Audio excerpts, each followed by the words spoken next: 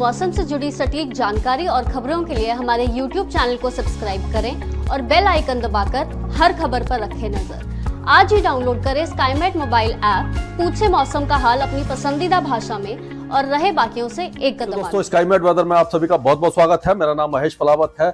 इस वीडियो में हम देखेंगे कि अगले 3 दिनों तक किस तरह का मौसम रहने वाला है। आज 19 जनवरी हो चुकी है, यानी कि 19 दिन लगभग निकल चुके हैं जनवरी के, और अभी तक पूरे उत्तर भारत को सर्दी और कोहरे से राहत नहीं मिली है। हालांकि बीच बीच में कोहरा थोड़ा सा कम हो जाता है, लेकिन बहुत ज्यादा राहत बिल्कुल भी दिखाई नहीं दे रही है। और सबसे बड़ी बात है कि उत्तरी दिशा से हवाएं फिर से चलने लगी हैं। वेस्टर्न डिस्टर्बेंस आगे निकल गया है। दूसरा वेस्टर्न डिस्टर्बेंस आप देख सकते हैं बहुत दूर है, जो 26 जनवरी के आसपास पहाड़ों पर पहुंचेगा। और कई लोग बोलते हैं कि मैं बार बार यही चीज बताता हूँ, वेस्टर्न डिस्टर्बेंस आया और गया, ये पूरे साल चलता है। ये सही बात है, पूरे साल वेस्टर्न डिस्टर्बेंस आते हैं, लेकिन अक्टूबर से लेकर के फरवरी और मार्च तक ये भारत के जो पहाड़ी क्षेत्र है इनको इम्पैक्ट करते हैं। और उसके बाद जैसे गर्मी आती है, जैसे मैंने आपको पहले ही बताया था कि जब सूरज ऊपर की तरफ आता है, यानी कि भूमध्य रेखा को क्रॉस करने लग जाता है, उत्तरी गोलार्ध की तरफ आता है, तो जितने भी वेदर सिस्टम्स हैं वो भी सारे नॉर्थ लेटीट्यूड यानी अपर लेटीट्यूड में शिफ्ट हो जाते हैं, और भारत के जो पहाड़ी क्षेत्र है उनको ये इम्पैक्ट नहीं करते। इसीलिए सर्दी में ही इनका असर देखने को मिलता है। और जो सर्दियों में जो बारिश होती है जो उत्तर भारत में, वो इन्हीं के कारण होती है, और स्नोफॉल भी इसीलिए होता है। अगर सर्दी है लेकिन बादल नहीं होंगे तो स्नोफॉल कैसे होगा? इस बार स्नोफॉल हुआ नहीं है अभी तक, लेकिन 27 जनवरी से लग रहा है कि शुरू हो जाएगा, और अच्छा स्नोफॉल होने की उम्मीद दिखाई दे रही है अभी तक। तो अगर हम हवाओं को समझना चाहें तो जो सर्दियों में ये जो उत्तर और उत्तर पश्चिम दिशा से जो भी हवाएं चलती है, जैसे कि ये जो हवाएं है, अगर ये देखें हम ऐसे अगर चलती हैं तो क्या होता है कि ये, क्योंकि यहाँ से हिंदू कुश से लेकर के ये पूरा जो पहाड़ी क्षेत्र है ये बर्फ से ढक जाता है, और अगर जैसे इस बार बर्फ नहीं पड़ी है तो भी मिनिमम टेम्परेचर 5-6 डिग्री तक चले गए हैं, -5-6 तक गए हैं। और जो आपके कारगिल है और इसके आसपास 16-17 डिग्री माइनस में चले जाते हैं। लद्दाख में भी 16-17-18 डिग्री तक माइनस में चले जाते हैं, 20 डिग्री तक भी चले जाते हैं। तो वहां से जब हवाएं आती हैं, सर्द हवाएं, तो वो ये सर्दियों के समय ये जो उत्तर पश्चिमी हवाएं हैं ये तापमान को गिराती हैं। लेकिन इसका उल्टा होता है, जब ये थोड़ा सा पश्चिमी या जो उत्तर पश्चिमी हवाएं जब यहाँ से पाकिस्तान, सेंट्रल पाकिस्तान, बलूचिस्तान यहाँ से होती हुई जब आती हैं गर्मियों में, यानी कि अप्रैल, मई और जून में, तो उस समय क्या होता है कि जो रेगिस्तान है, थार डेजर्ट है, वो बहुत ज्यादा गर्म हो जाता है। और ये जो एरिया है, यानी कि आपका ये जो पाकिस्तान का, बलूचिस्तान का और अफगानिस्तान का जो एरिया है, ये बहुत ज्यादा गर्म हो जाता है। तो यही उत्तर पश्चिमी हवाएं उस समय गर्मी बढ़ाती हैं। अगर आप देखेंगे कि वेस्टर्न डिस्टर्बेंस तो नहीं आता उस समय, अगर कोई वेदर सिस्टम आ गया, जो लो प्रेशर एरिया वगैरह बन जाता है, तो आंधी वगैरह आती है, तो उससे तापमान गिर जाते हैं जो प्री मानसून सीजन होता है अप्रैल मई में, मार्च अप्रैल में। लेकिन जब उत्तर पश्चिम दिशा से हवाएं चलती हैं तो मौसम काफी ज्यादा गर्म हो जाता है। तो यही हवाओं का खेल होता है, यानी हवा ही काफी ज्यादा वेदर को निर्धारित करती हैं। तो सुबह से ही आज 19 जनवरी में हमने देखा कि जो कोहरा है वो पाकिस्तान से लेकर के पूरे ये गंगा के मैदानी क्षेत्रों में दिखाई दिया, और उत्तरी मध्य प्रदेश में भी दिखाई दिया। और ये जो एरिया आप देख रहे हैं यहाँ पर, ये बादल है, यानी कि ये ओडिशा, गंगा, पश्चिम बंगाल और छत्तीसगढ़ और मध्य प्रदेश के कुछ इलाकों में ये बादल दिखाई दे रहे हैं। और उसी तरह से आप देखेंगे तमिलनाडु के कुछ इलाकों में भी बादल दिखाई दे रहे हैं। तो इस तरह का माहौल अभी बना रहने की संभावना नजर आ रही है। और सबसे बड़ा एक और फैक्टर है जो सर्दी को बढ़ा रहा है, और एक तो ये वेस्टर्न डिस्टर्बेंस नहीं आ रहे पहाड़ों पर, लेकिन ये जो जेट स्ट्रीम की विंड है, यानी कि काफी ऊंचाई पर, 12 किलोमीटर की ऊंचाई पर ये जो हवा है, ये डायरेक्शन है जेट स्ट्रीम का, ये पश्चिम से पूर्व की तरफ पूरे ग्लोब का चक्कर काटती है।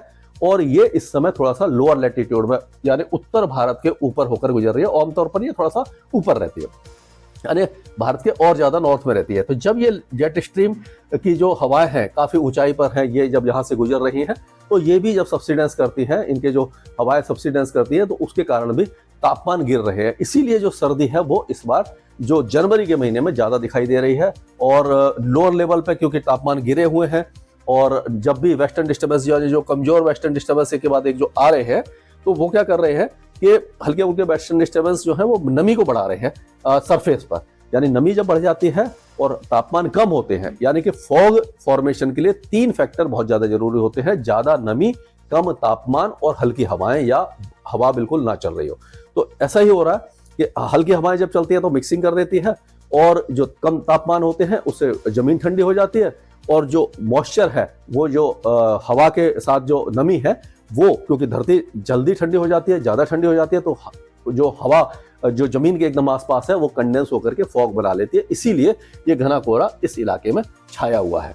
तो जो तापमान के बारे में बात करते हैं, पहले वेदर देख लेते हैं कि क्या रहेगा। तो अभी जम्मू कश्मीर से लेकर के गिलगित बाल्टिस्तान, मुजफ्फराबाद, लद्दाख, हिमाचल प्रदेश और उत्तराखंड, ये सारे जो राज्य है, यूनियन टेरिटरीज, ये सारे अभी केवल साफ मौसम देखेंगे। वेस्टर्न डिस्टर्बेंस जा चुका है, अगला वेस्टर्न डिस्टर्बेंस काफी दिनों में आएगा माफ कीजिएगा, यानी 26 जनवरी तक कोई भी वेदर एक्टिविटी यहाँ पर नहीं होगी। बारिश या स्नोफॉल की संभावना बिल्कुल भी नहीं है।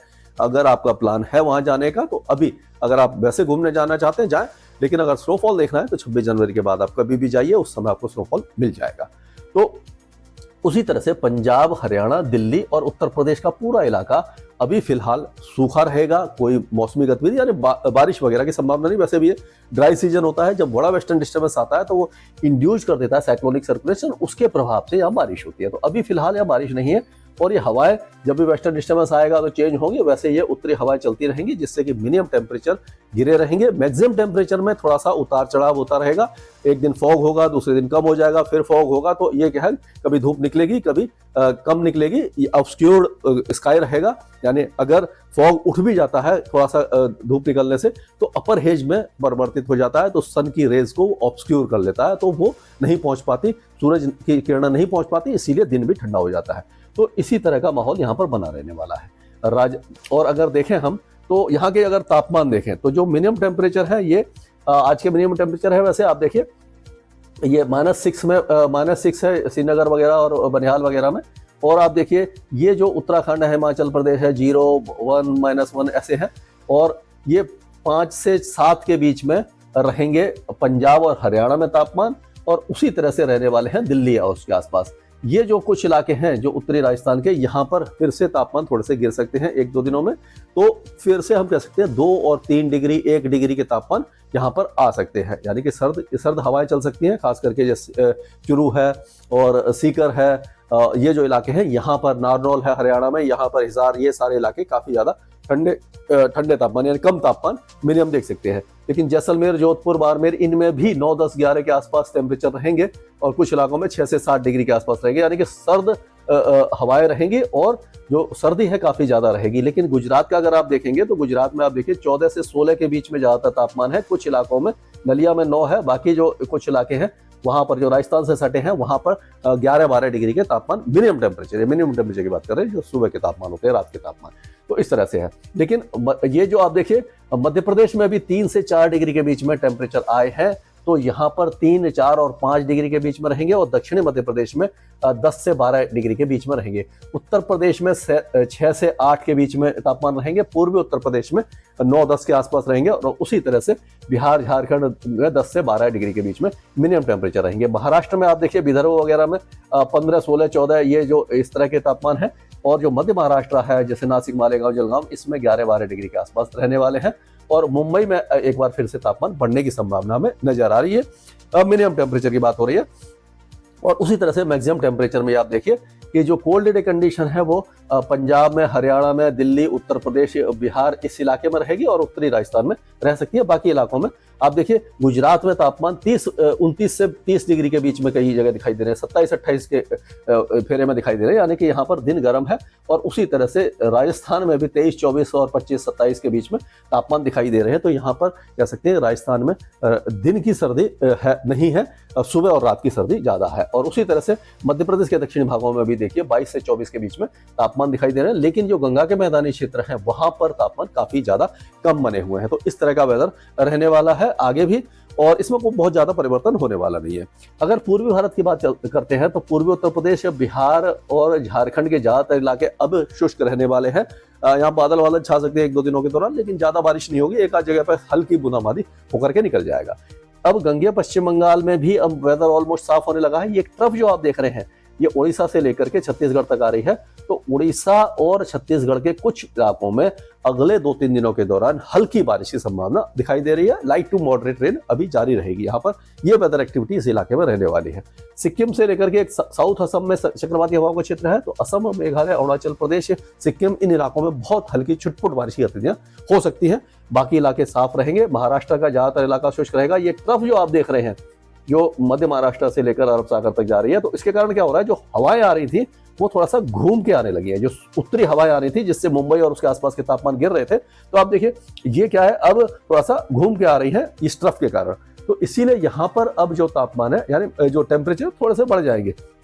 ये आप देखिए यहाँ से आ रही है, ये ऐसे घूम रही है, इधर से आ रही है साउथ ईस्टर्ली। तो इस इलाके के जो तापमान है मध्य महाराष्ट्र और विदर्भ में जो मिनिमम टेम्परेचर है वो बढ़ सकते हैं। यानी जो थोड़ी सी सर्दी महसूस हो रही थी वो फिर से हट जाएगी। थोड़ा सा ये चेंजेज हवाओं का, जैसे मैंने बताया कि हवाओं का ही सारा चेंजेज है, खेल इसी का है। और उसी तरह से आप देखिए पूरा कोई खास मॉइस्चर फीड नहीं है, हल्की हल्की हवा आ रही है। तो तेलंगाना, आंध्र प्रदेश, कर्नाटक, तमिलनाडु, केरल सूखे रहेंगे, लेकिन साउथ तमिलनाडु, साउथ केरल में हल्की बारिश हो सकती है। लक्षद्वीप के कुछ इलाकों में अच्छी बारिश की संभावना है और अंडमान और निकोबार द्वीपों में भी साफ रहने की संभावना नजर आ रही है। स्काईमेट वेदर में अभी के लिए इतना ही। मौसम से जुड़ी सटीक जानकारी और खबरों के लिए हमारे YouTube चैनल को सब्सक्राइब करें और बेल आइकन दबाकर हर खबर पर रखें नजर। आज ही डाउनलोड करें स्काईमेट मोबाइल ऐप, पूछे मौसम का हाल अपनी पसंदीदा भाषा में और रहे बाकियों से एक कदम आगे।